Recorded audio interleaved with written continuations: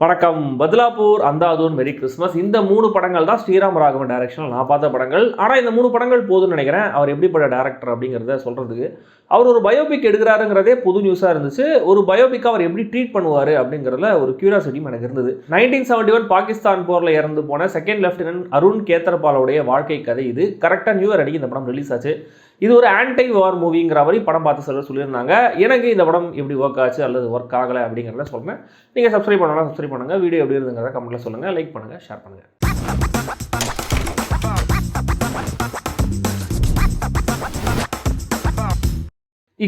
இக்கிஸ்னா 21ன்னு அர்த்தம். அருண் கேத்தர்பாலுடைய வயசு. நான் லீனியரில் 3 டைம் லைனில் சொல்லப்படுற கதை இது. 1971 இந்தியா பாகிஸ்தான் போர் ஆரம்பமாகுது. ட்ரைனிங்கில் இருக்கிற டேங்க் கமாண்டர் அருண் கேத்தர்பாலும் அவருடைய பேட்ச்மேட்ஸும் வார் ஃபீல்டுக்கு மொபைலைஸ் பண்ணப்படுறாங்க. இது ஒரு டைம் லைன். இதுக்கு முன்னாடி அருணுடைய ட்ரைனிங்கில் என்ன நடந்துச்சு, அவருடைய லவ் லைஃப் என்னாச்சு, இது ஒரு டைம் லைன். தென் 30 வருஷங்கள் கழிச்சு அருணுடைய அப்பா மதன் கேத்தர்பால் அவருடைய ஸ்கூல் ரீயூனியனுக்காக பாகிஸ்தானுக்கு போகிறார். ஏன்னா பார்ட்டிஷனுக்கு முன்னாடி அவர் வாழ்ந்தது அங்கே பாகிஸ்தானில் தான்.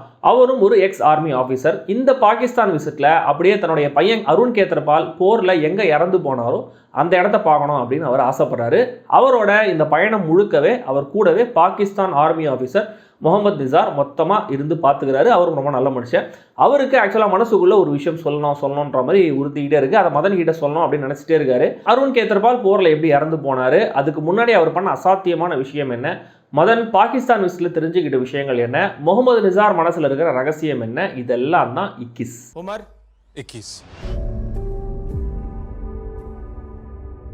அருண் கேத்தர்பால் இறந்துட்டாருங்கிறது சொல்லிட்டா அது ஸ்பாய்லர் இல்லையா அப்படின்னு யோசிச்சா இல்லை. ஒன்று, அது பப்ளிக் டொமைனில் ஆல்ரெடி இருக்கிற இன்ஃபர்மேஷன்.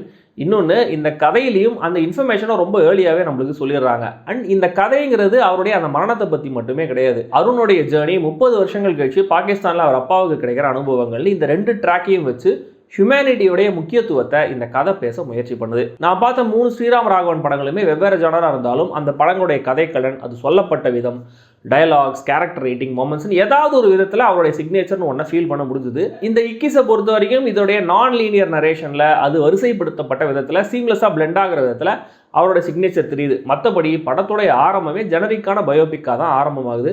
எக்ஸ்போசிட்டரி வசனங்கள் கேட்கும்போது இது அவருடைய படம் தானா அப்படின்னு சந்தேகம் கூட வந்துச்சு. ஏன்னா டோனலி இந்த படம் மெலோ ட்ராமா பக்கம் போகலாமா வேணாமான்னு சந்தேகத்தோடைய எடுக்கப்பட்ட மாதிரி இருக்கு. அருணுடைய அப்பா தாத்தாரு ஃபேமிலி முழுக்கவே ஆர்மியில் சர்வ் பண்ணவங்க. ஸோ அவங்க வீட்டில் அந்த ஆர்மியில் போய் சண்டை போகிறதுங்கிறது ரொம்ப சாதாரணமான விஷயம். இதனால் அருணுடைய கடைசி மொமெண்ட் வரைக்குமே ரொம்ப இயல்பாக தான் அவருடைய ஜேர்னிங்கிறது சொல்லப்பட்டிருக்கு. அவர் டீம்மேட்டுக்கு அவர் தண்டனை வாங்கி தந்ததுக்கப்புறம் மற்ற டீம்மேட்ஸ்லாம் அவர்கிட்ட பேசாமல் இருப்பாங்க. அதை ஒரு சீனில் அவர் அட்ரஸ் பண்ணுவார். அந்த சீன் மட்டும்தான் கொஞ்சம் சினிமேட்டிக்காக இருந்தது. மற்றபடி ரொம்ப ப்ராக்டிக்கலாக ரொம்ப ரியலிஸ்டிக்காகவே அவருடைய மொத்த ஜேர்னியும் நம்மளுக்கு காட்டப்பட்டிருக்கு. ஒருவேளை நான் சொன்ன இயக்குனருடைய சிக்னேச்சருங்கிறது இந்த வகையான ட்ரீட்மெண்ட்டாக இருக்கலாம். ஆனால் இன்னொரு பக்கம் மதனுடைய பாகிஸ்தான் பயணம், அங்கே அவருக்கு கிடைக்கிற அனுபவங்கள் எல்லாமே ரொம்ப சினிமேட்டிக்காக ஃபில்மியாக இருந்தது. நிசார் கேரக்டருடைய தயக்கம், அதை அவருடைய வீட்டில் இருக்கிறவங்க பயங்கரமாக பில்டப் பண்ணுற விதம், மதன் அவருடைய பழைய வீட்டை போய் பார்க்குற சீன், திடீர்னு எங்கேருந்தோ வர ஒரு பாகிஸ்தான் சிட்டிசன் அங்கே பண்ணுற பிரச்சனை, அந்த சீன் முடிகிற விதம், தென் அருண் போரில் ஃபைட் பண்ண இடத்துக்கு மதன் போய் பார்க்குற சீன், இதெல்லாம் டிப்பிக்கலான ஒரு திரைமொழியோட தான் சொல்லப்பட்டிருக்கு. பட் இந்த ட்ராக்ல ஐஎஸ்ஐ ஏஜென்ட்ஸ் 2 பேர் நிசாரையும் மதனையும் ஃபாலோ பண்ணிட்டே வருவாங்க. அங்கே சின்ன சின்ன ஃபன் மூமெண்ட்ஸ் கொஞ்சம் நல்லா இருந்தது. ஆக்சுவலாக ரீசெண்டாக வந்து அந்த ஆண் பாவம் பொல்லாதது படத்தில் சிமிலராக ஒரு காமெடி ட்ராக் இருந்துச்சுங்கிறது குறிப்பிட வேண்டிய விஷயம். படம் முன்னாடியும் பின்னாடியும் போயிட்டு வரும்போது டோனலி இந்த இன்கன்சிஸ்டன்சினால எமோஷனலாக இந்த கதையோட என்னால் கனெக்ட் பண்ணிக்கவே முடியல. அதுவும் இதில் ஒன்றுக்கும் மேற்பட்ட ப்ரொடாகனிஸ்ட் இருக்கிற மாதிரி தான் தெரியுது. இக்கிஸ்னு பேர் வச்சதுனால மட்டுமே அருண் தான் ஹீரோ நினச்சிடாதீங்கன்னு இயக்குனரே டெலிபரேட்டாக நிறைய மொமெண்ட்ஸ் அண்டர்பிளே பண்ணுறாரு. ஏன்னா வாருடைய பாதிப்பை பேசுகிற அவருடைய அப்பா மதனுக்கும் சரிசமமாக ஸ்க்ரீன் டைமும் முக்கியத்துவம் கொடுக்கப்பட்டிருக்கு. சில இடங்களில் நிசார் கேரக்டர் ஸ்ட்ராங்காக தெரியுறாரு. ஆனால் இந்த 3 கேரக்டர்ஸ் கூடவுமே சேர்ந்து ட்ராவல் பண்ண முடியலங்கிறது தான் படத்துடைய முக்கியமான பிரச்சனை எனக்கு தெரிஞ்சுது. இதில் அருணுக்கான லவ் ட்ராக் அப்படின்னு ஒன்று வருது. அதோடைய தேவை என்னங்கிறதே புரியல. படம் முழுக்க நிறைய இடங்கள் அங்கே வருது, ஆனால் அது அவ்வளோ சுவாரஸ்யமாக இல்லை. ஆனால் இது பார்க்கவே முடியாத படம்லாம் கிடையாது. டெக்னிக்கலி ரொம்ப ரொம்ப நல்லா எடுக்கப்பட்ட டைரக்ட் பண்ணப்பட்டிருக்கிற படம். Cinematography, editing, VFX, sound design எல்லா விதங்களையும் கலக்கியிருக்காங்க. பாடல்கள் ரொம்ப சுமார் தான். அண்ட் பேக்ரவுண்ட் ஸ்கோர் ஜெனரிக்காக இருந்தாலும் ஒர்க் ஆகுது. முக்கியமாக இந்த படத்துடைய இந்த வார் சீன்ஸ் படமாக்கப்பட்ட விதம் அற்புதமாக இருந்தது. அந்த டேங்க் ஃபைட்டெல்லாம் இந்திய சினிமாக்கெல்லாம் ரொம்ப புதுசு. அட்லீஸ்ட் நான் இப்போ தான் இந்த பெரிய ஸ்க்ரீனில் இந்த மாதிரி டேங்க் ஃபைட்டெல்லாம் பார்க்குறேன். வழக்கமாக நான் வார் ஃபிலிம்ஸே பார்க்க மாட்டேன். பட் இதில் பார்க்கும்போது செம்மையாக இருந்த சீன்ஸ்லாம், அருணும் அவரோட டீம்மேட்ஸும் அந்த வாருக்காக ப்ரிப்பேர் ஆகிற காட்சிகள், அதில் இருக்கிற டீட்டெயிலிங், பாகிஸ்தான் டெரிட்டரி உள்ள அடுத்தடுத்த கட்டத்துக்கு இவங்க போகிற விதம், டேங்க்ஸ் எல்லாம் ஒளிஞ்சு நின்று பர்ஃபெக்டாக டார்கெட்டை பிடிக்கிற விதம், தன்னுடைய டேங்க் தீப்பிடிச்சு எரியும் போது கூட சுற்றி நிறைய டேங்க்ஸை அருண் காலி பண்ணுற மூமெண்ட், இதெல்லாம் தேட்டரிகளாக செம்ம எக்ஸ்பீரியன்ஸை தர காட்சிகள். இந்த ஸ்டெச்சில் அருண் கேரக்டரை விட சகத்சிங்கா நடிச்சிருக்கிற சிக்கந்தர் கேரோடைய கேரக்டர் இன்னும் லைக்கபிளாக இருந்தது.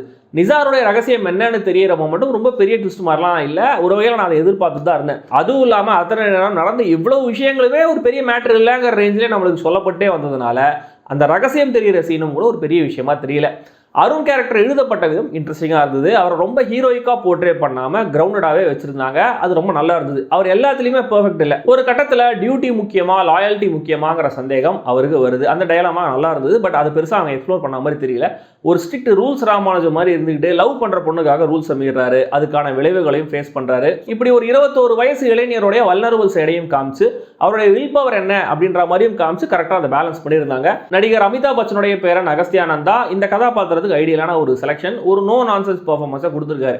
ஆனால் அது நடிப்பு தான் அப்படின்னு தெரியற அந்த ஒரு மீட்டர் இருக்கு இல்லையா, அதை ஃப்ரீக்வெண்டாக தொட்டுட்டு வராரு. அப்பா மதன் கேரக்டரில் தர்மேந்திரா அவருடைய கடைசி படம், அவர் இறப்புக்கு அப்புறம் ரிலீஸ் ஆகிற படம் வேற, 80 வயசை கடந்த ஆளுங்கிறதுனால நேச்சுரலாகவே அவருடைய அந்த நடுக்கம் தடுமாற்றம் இந்த ரோலுக்கு ரொம்ப ஆப்டா இருக்கு. ஆனால் அவருடைய நடிப்பில் ஒரு ஓல்ட் ஸ்கூல் ஸ்டைல் இருக்கு. அது இந்த படத்துக்கு அவ்வளோ செட் ஆன மாதிரி எனக்கு தெரியல. அவர் சில காட்சிகளை ரொம்ப யங்கா காமிக்க ட்ரை பண்ணியிருக்காங்க. அந்த சீன்ஸ்லாம் மேக்கப் ட்ரெஸ்ஸிங்லாம் ரொம்ப அமெச்சூராக இருந்தது. நிசார் கேரக்டரில் ஜெய்தீப் அஹலாவத் தன்னுடைய ரெஸ்ட்ரெயின்டான சிம்பிளான பெர்ஃபார்மன்ஸில் செம்ம எஃபெக்டிவான போர்ட்ரேயில் கொடுத்துருக்காரு. அந்த மதன் கேரக்டர் கிட்ட ஒரு விஷயம் சொல்லணும்னு வெயிட் பண்ணிட்டே இருப்பாரு. அதை பற்றி டக்குன்னு ஃபேமிலியில் இருக்கிறவங்க அவர்கிட்ட வந்து பேசுவாங்க. அப்படி ஒரு டிஸ்கஷன் ஓடிட்டே இருக்கும் படம் ஃபுல்லாக. இந்த சீன்ஸ் எல்லாம் அவர் ஹேண்டில் பண்ணியிருந்ததும் ரொம்ப மெச்சூர்டாக இருந்தது. அதே நேரத்தில் அருணுடைய ஃபைனல் மூமெண்ட்ஸை அவர் மதன் கேரக்டர் கிட்ட டிஸ்கிரைப் பண்ணும்போது லைட்டாக அவர் வாய்ஸ் பிரேக் ஆகிற விதம்லாம் ரொம்ப நேச்சுரலாக நல்லா இருந்தது. மொத்தத்தில் இந்த கிஸ் வழக்கமான பாலிவுட் பயோபிக்ஸோடைய இறைச்சல் அவுட் அண்ட் அவுட் சினிமாட்டிக்கான அப்ரோச்லாம் இல்லை. பட் அதே நேரத்தில் ட்ரை பண்ண எல்லா விஷயங்களுமே 100க்கு 100 ஒர்க் அவுட்டும் ஆகலை. என்னை பொறுத்த வரைக்கும் ஒரு நாட் பேட் ஓகேவான ஒரு பயோபிக்ன்ற மாதிரி தான் இருந்துச்சு. நீங்கள் இந்த படம் பார்த்துருந்தீங்கன்னா என்ன ஃபீல் பண்ணீங்க அப்படிங்கிறத கமெண்ட்டில் சொல்லுங்கள். படத்துடைய அந்த வார் தீம் வயலன்ஸுக்காக இது என்னுடைய பார்வையில் UA 16+.